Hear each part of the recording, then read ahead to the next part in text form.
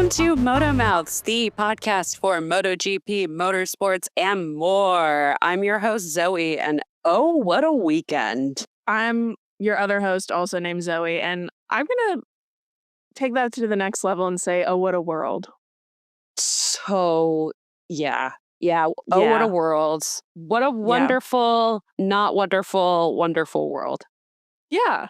I mean, I think that applies. I think much like that big watchtower at COTA, it was all ups and downs. Yeah. And also none of it with elevators, so just painful stairs. Did you go up to the top of it? No, of course I didn't. It's all stairs. Well, it also cost $23, so. To go up? Yeah. And you had to wait in a line and wait for people to come down. Bullshit. Correct.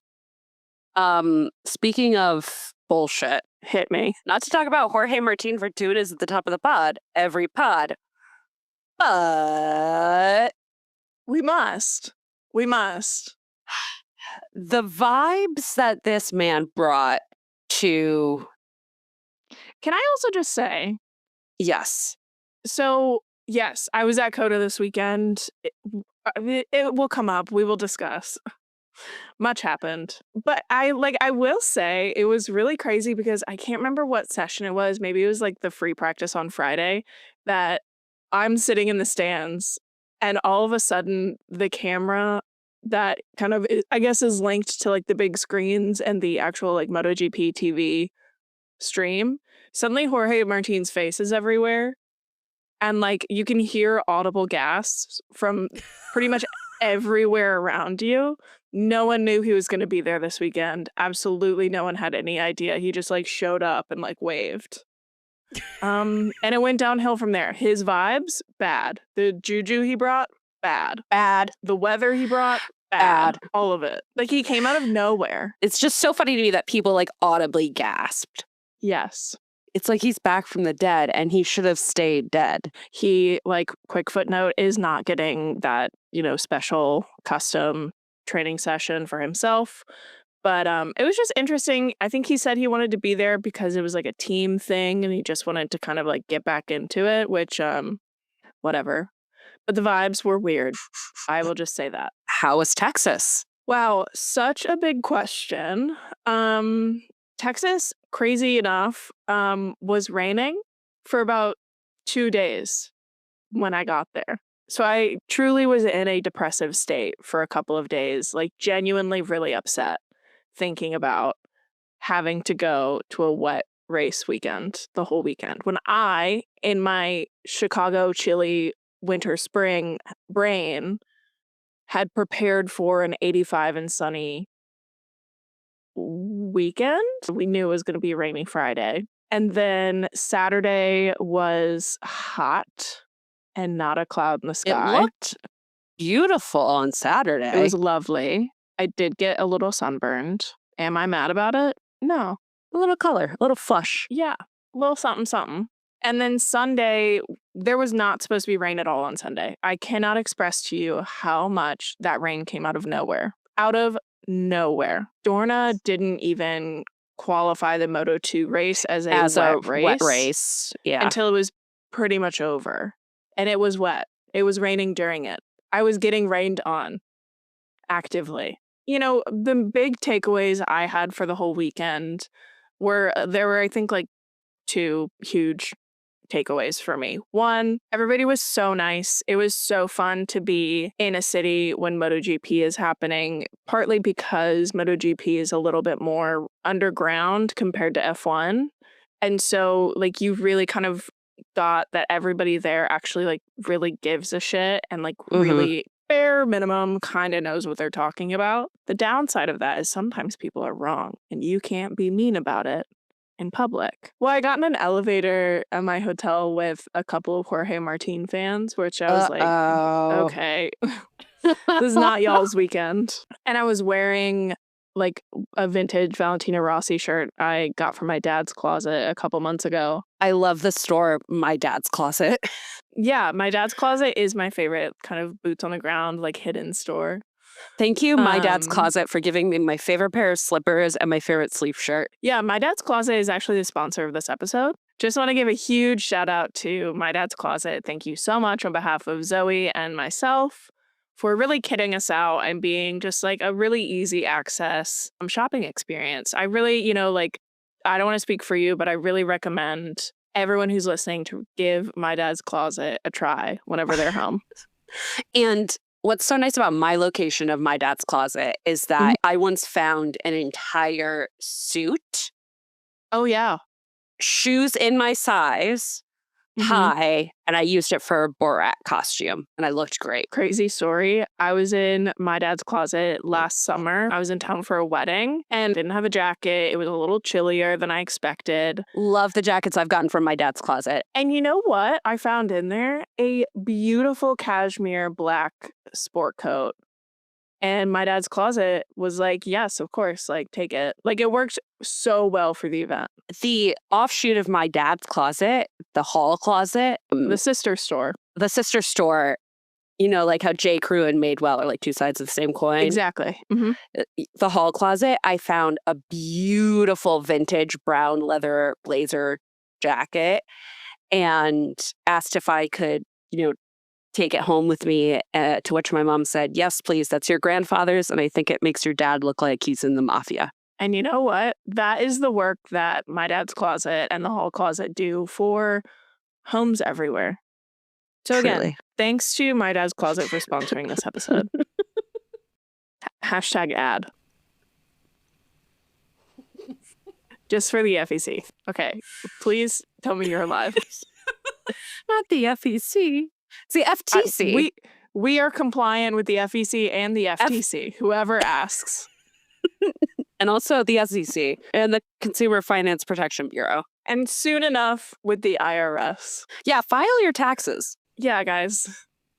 She's totally not speaking to me. She's talking to you guys. She said general. Anyways, so I was in the elevator with these Jorge Martin fans. They were wearing Jorge merch. I was wearing an old vintage VR46 shirt.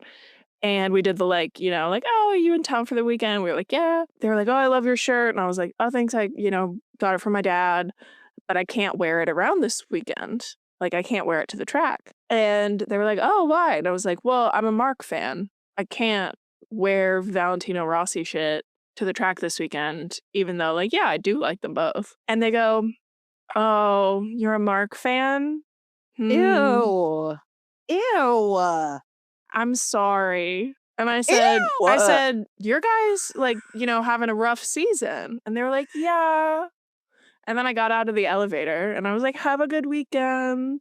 My guy could eat your guy for breakfast. And there is no contest.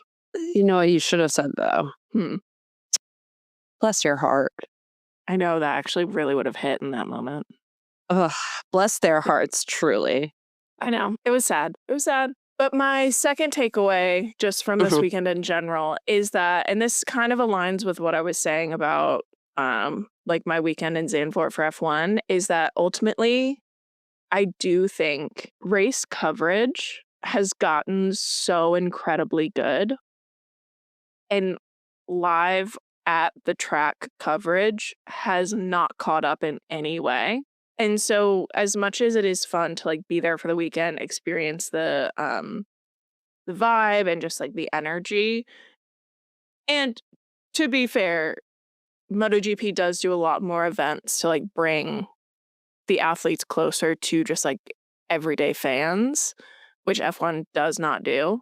You just if you want to watch the whole weekend, if you want to sit and consume everything about it and you are excited about the nitty-gritty and the data and all of the little things that happen during a race weekend, unfortunately, going to the race will not do that for you. There will be so much that you miss. Shall we get into the kind of race weekend of it all? Let's start with our predictions from last week. Please. Okay. Your reverse curse worked. You said that your fail king was going to be Pecco. Obviously, that did not happen. I genuinely think I'm getting into black magic somehow. Then you said in P3, Brad Binder. Womp womp. In P2, Alex Marquez. Good job. And in P1, Yeah. We'll discuss. Marc Marquez. And then also me in P1 said Marc Marquez. In P2, I said Frankie Morbidelli. Also a good call, like, Good we're being call. honest. And then in P3, I said Jack Miller. Another good call. He had a great weekend. Not correct, but a good call nonetheless. And then my fail king was Marco Bezzecchi. Kind of right and kind of wrong. Yeah, it's not the most accurate fail king of the weekend. I would say our fail king would end up being... I'm the fail king queen. Yeah. Because mine, like, reversed itself. No, I mean, I just don't think like anyone truly, like, I couldn't even say Mark failed this weekend because he still won the sprint. Yeah. Well, let's discuss. Let's get into it. So obviously, I feel like we have to start with the biggest story of the weekend, which happened at the end of the weekend on Sunday. I want to be so clear that this was happening live in living color in front of my eyes, a couple thousand yards away. It was crazy. Like, it was just crazy. That's all I really have to say for like the beginning of this discussion. Do you have any questions about it before I just launch into the whole kind of details? So I did the research. Research about You've read the literature. I've read the literature. I did the reading. So let me jump right in. Obviously, big story of the weekend is Mark being nutso crazy. Runner, a track star. Yes, at the beginning of the Grand Prix. Little bit of context. We've discussed. It was raining out of kind of fucking nowhere. The Moto2 race was classified as a wet race, a little bit too late. And so because of that, you saw the vast majority of the MotoGP bikes on the grid prepped and ready to go with wet tires. When they went on the sighting lap before the warm-up lap, which is before the GP, apparently all of the straights on the track were quote-unquote terrifying. So Mark is keeping an eye on this. He puts the wets on like everybody else does, like all the Ducatis do, and then they go out for the sighting lap. Things look kind of terrifying. But he starts to suspect that I'm really thinking that the slicks are the right call for what this race will turn into. So what he does is he starts talking to his team at around the 7-minute mark before lights out. He says, when it hits 3 minutes before lights out, I want you guys to have the slicks on the bike ready in the garage, and I'm going to run off the grid. And we're going to get on that bike, and I'm going to race that bike. He's in kind of two minds about this. One, his gamble is that if he goes for the slicks and nobody else goes for the slicks, when the track does clear up and dry up a little bit, he'll have made the better strategic choice on that. And even whatever penalty might happen, if no one else follows him, is going to be worth it in the speed he will make up compared to everyone else on wets. The second possibility is what did actually happen. He knew that everyone would run off the grid after him, and he especially knew it not just because he is Marc Marquez and he's the pole sitter and that's what you do. He especially knew it because we had the same fucking problem in, I believe, Misano 1 in 2024, where Jorge Martin lost that race because he didn't do what the guy leading the championship did, and he lost that race. And that was a huge talking point of last year. And so he knew that he needed at least 10 other riders to follow him off of the grid and sprint for the garage, because regulations say that if 10 plus riders, so if it needs to be 11, leave the grid, they have to red flag the race and restart or delay or whatever. His gamble was either these guys will follow me off the grid because I'm Marc Marquez and I'm him and they know who I am, and I still start from pole on the right tires for the race, or if they don't, I start from the pit lane and I'm on the right tires and none of them are. This is his gamble for the situation. What makes it really interesting is 9 riders followed him off of the grid. So they didn't hit that 11 point, but they red flagged the race anyways.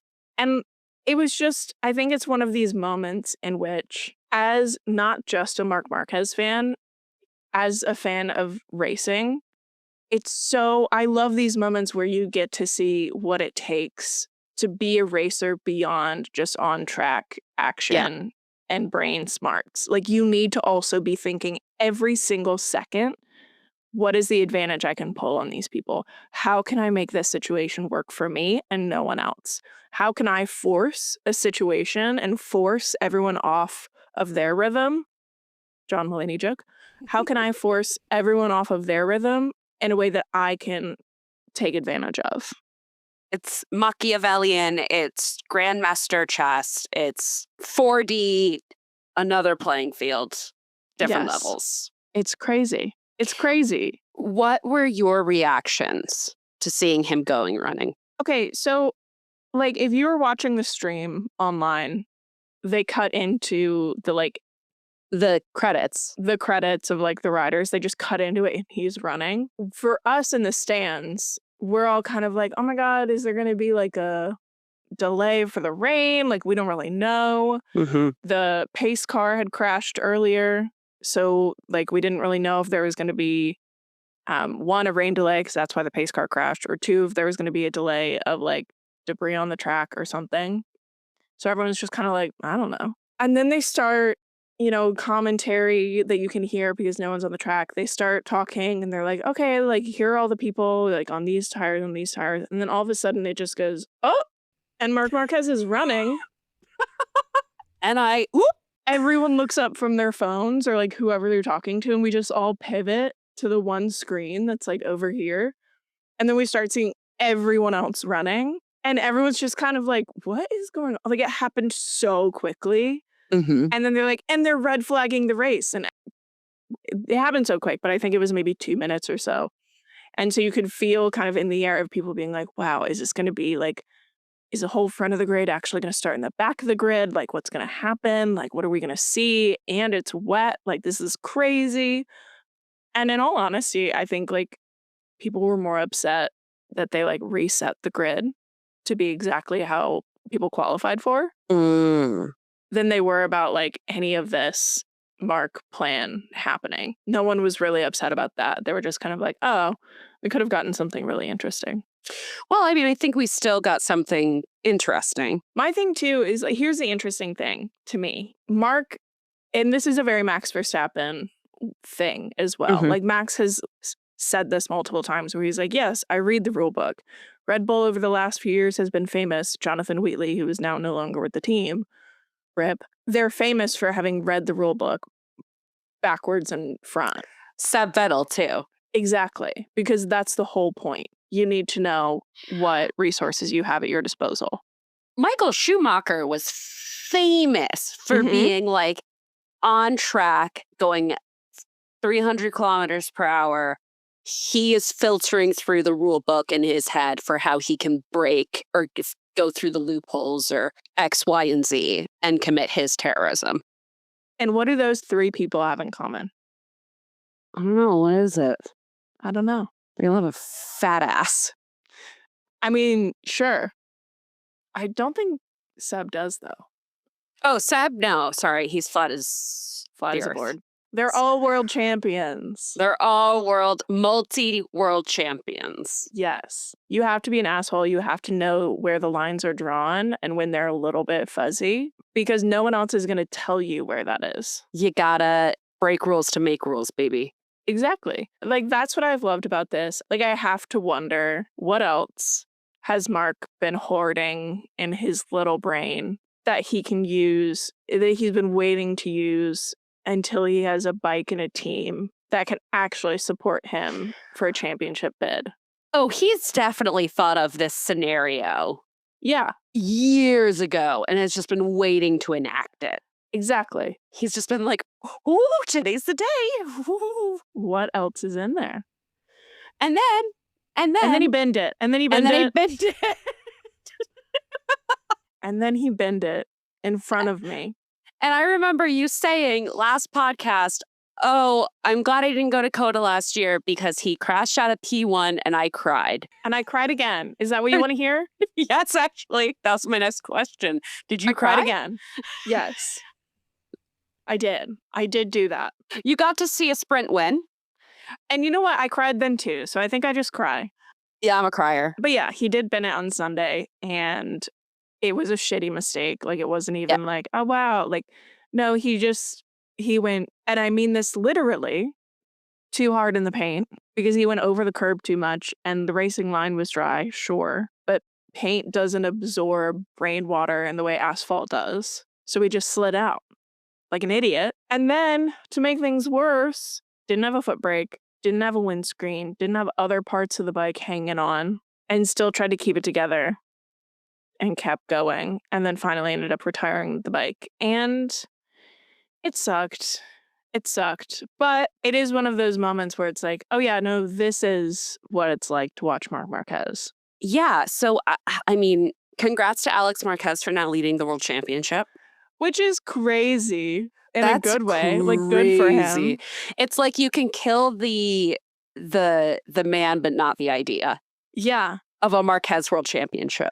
Wouldn't it be crazy if, and I'm like, I need to knock on wood about this. Yeah, knock on wood. But wouldn't it be crazy if a Marquez led the championship this entire season? It won't happen. It won't. But Alex did really well this whole weekend. Talk about consistency. Talk about keeping the bike alive. That's the reason he's in the championship lead right now. Yeah. All twos and a P1. Like, that's nuts. Yeah.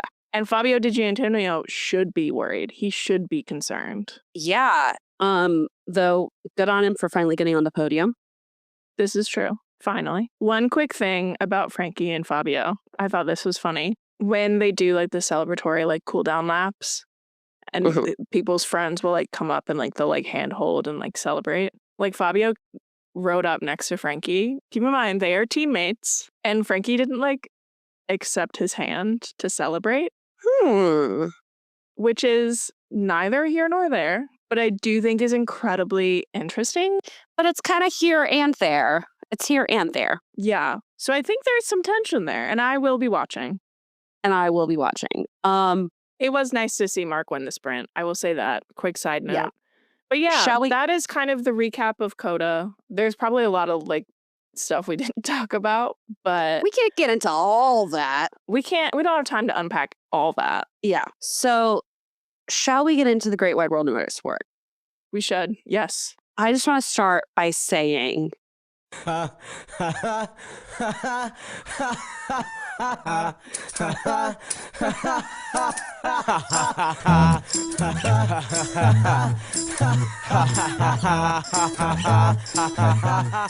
it's so good. It's so good. Anyways, suck a dick. It's crazy. I don't even know what else to say. Like, hate watch of the century. I still think number one, everyone's like, oh, maybe he'll now like outrace Yuki in the RB. I'm not confident on that. I am honestly feeling really positive about Yuki. You know, in Lilo and Stitch, when she like draws the outline of Stitch and she's like, this is the amount of rage that you are, and we need to bring it down. He is like 98% rage in that little body. I think he's going to do really, really well. I kind of agree with you. Here's my thing. I think Yuki was always the best option who's not Daniel, because I think Yuki is the most qualified person they have in the Red Bull kind of ecosystem right now. And like this, George Russell, I think, is another really interesting example of this. Is like when you drive a shit car for so long, I do think that gives you a higher ceiling of like the car that you can take to a better place. You don't need a better car to like extract more out of it. You can extract more out of a shit car because you're used to it. He's said in the last couple of days that he's learned a lot from Daniel when they were teammates. And he learned a lot about like braking and just like ways to kind of shift and change his style from Daniel. Is that true? Remains to be seen, but I think it's positive. I will say this to every single person who says, this is so horrible, how could they do this, blah, blah, blah. He ain't dead. No, he still has a F1 drive. I'm sorry, did we not all witness Daniel Ricciardo get taken out back and shot on live TV in Singapore? Like a dog. Like, this is so ridiculous to me. They're like, oh my God, this is the worst. I saw this on some account that was like the most heartbreaking, firings that we saw. It was like was on there and it's like not Daniel Ricciardo. I was like, shut the fuck up. In what world? Also, like Daniel Kvyat, I think is a great option. There's a million. I think you could also Jeff? make the argument that like Checo could be on that list. Valtteri, Seb from Ferrari? Yeah. Yeah. A million things. Daniel from McLaren. Daniel from McLaren. Thank you. I mean, just a million. I'm like, so he's fine. Who cares? He sucks. Ugh. I just think that like, I don't want to be that person that like sounds like a boomer, I guess. But I do just genuinely think that like, I'm getting really sick of the fandomification of like rider support or driver support, where it's like, do we have a life? Do we have other things that you're interested in? Do you have things that are happening in your life? Have you touched grass? Is basically what I'm trying to say. Yeah. And I will say also, I want to emphasize, there is no such thing as an athlete deserving anything. That's the whole point of sports. Unless you're Daniel Ricciardo. That's my only exception because he truly did deserve that seat. That's my only, you are the only exception. Only exception. Yeah. Not to like split hairs, but I think if an athlete deserves something, you also have to be able to make a like legitimate case for it. 100%. 100%. Which I think you can make with Daniel. I just think also too, like, he's going to have a career in FE or whatever. He's fine. Don't worry about it. I mean, do I see him being on the grid for an extended amount of time? No. But he was also never, like, this is the thing that I just, going back all last season, I just do not get is he was never God's gift to F1. There are some drivers that it's like, yes, get them on the grid ASAP. Your F2 champions, your Kimi Antonellis, your Max Verstappens, your Seb Vettels, the people who, I mean, Daniel didn't do the equivalent of F2 at the time. He went straight from F3 into, or like Formula Renault, I think, or GB3 into F1 because people like were heralding them as the next coming of whomever you want to insert here. And was never that. Never. It's like, I think about the fact that like we're already hearing a lot about like Arvid Lindblad. Yes. And like Isaac Hadjar too. Yeah, we were hearing about Isaac forever. Ollie Behrman we were hearing about for a while. Like also because he was, you know, a victim of child labor. But like we never heard anything about and I think that's really telling. I mean, I'm thinking about the kids that he came up with, like Theo Pourchaire, Mick Schumacher, off the grid, is that there are people who didn't somehow get that chance that may well have done a million times better than him. I can't with it. It's the goosery of it, the silly goosery of it.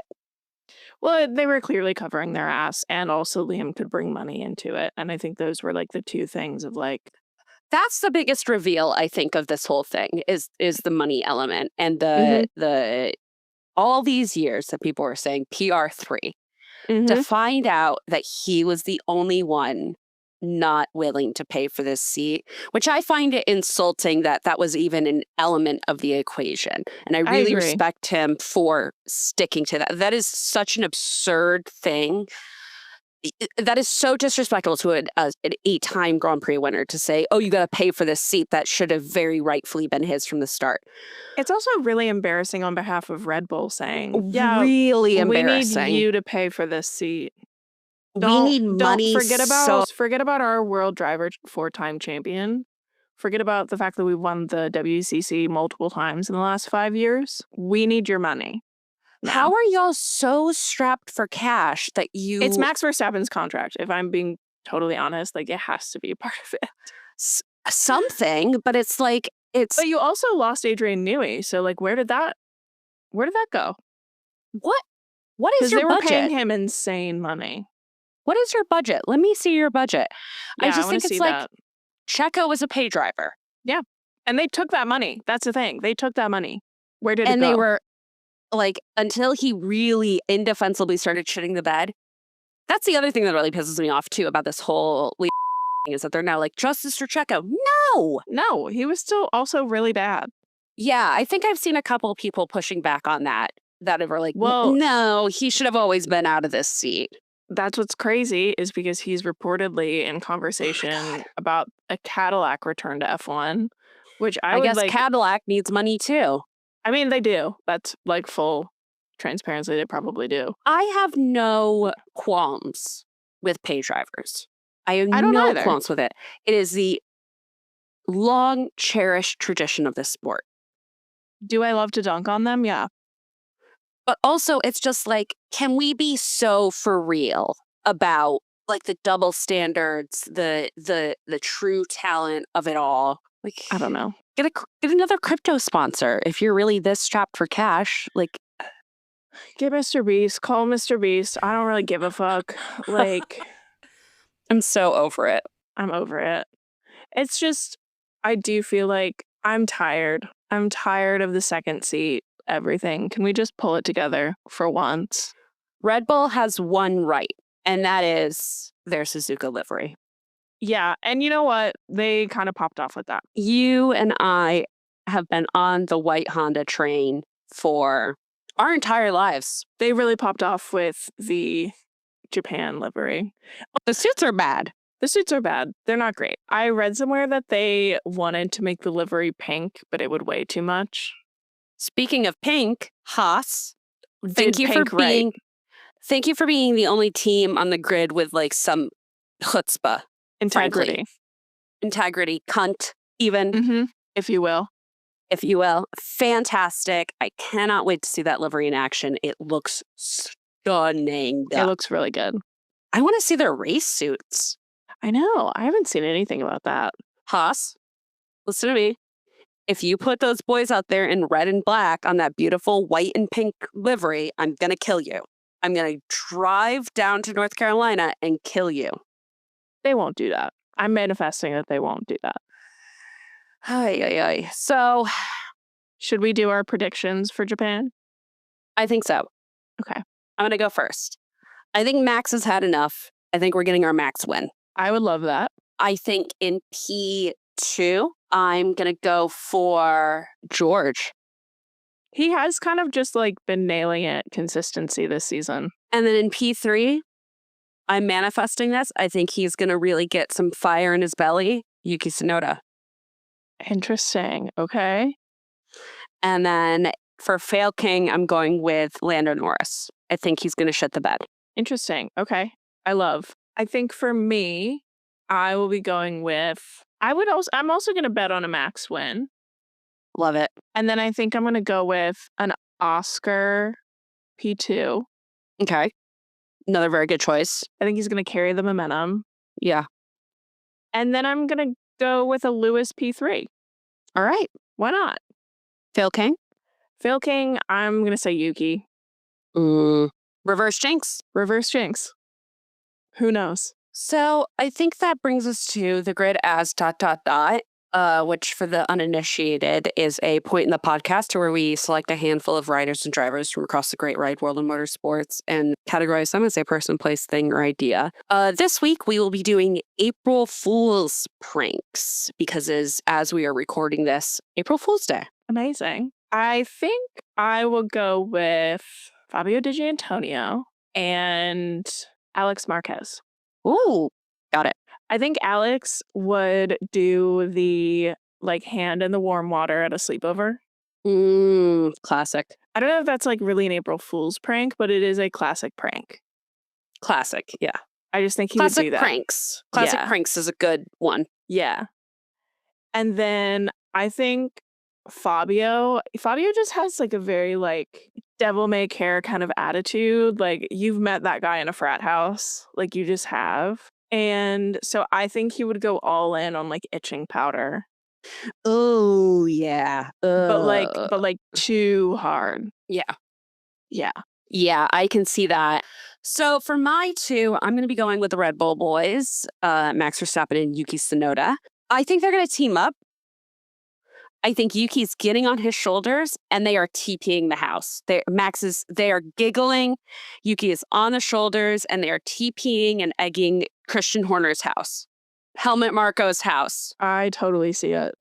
And they are giggling the whole time. And Max is FaceTiming Daniel and he's like, look, Daniel, we drew a dick and shaving cream on the driveway. I see it. I feel like I'm there. It's vivid and real. So those are our predictions for Japan.